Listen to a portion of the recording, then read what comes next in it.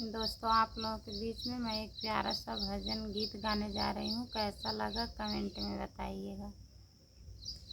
साधु के कुटिया भजनिया भला होला हो राम। साधु के कुटिया भजनिया भला होला हो राम। कहता ससुरु भजनिया सुन जाइत राम।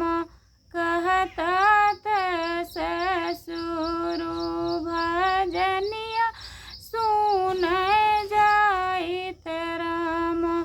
अहिसन पतोहिया के न मतिया मरलई राम।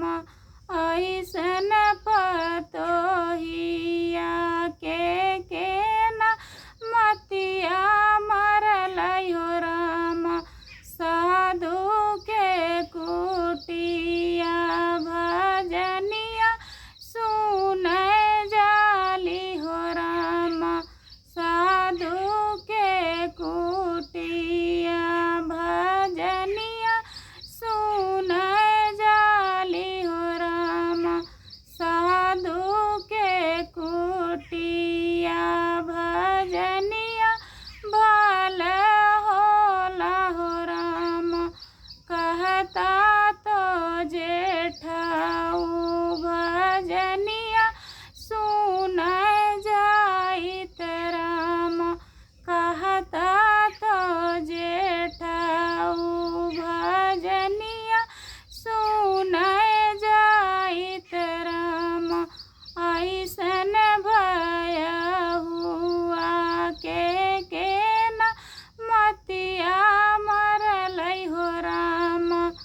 अइसन भयहुआ के न मतिया मरलई हो राम। साधु के कुटिया भजनिया सुन जाली हो राम।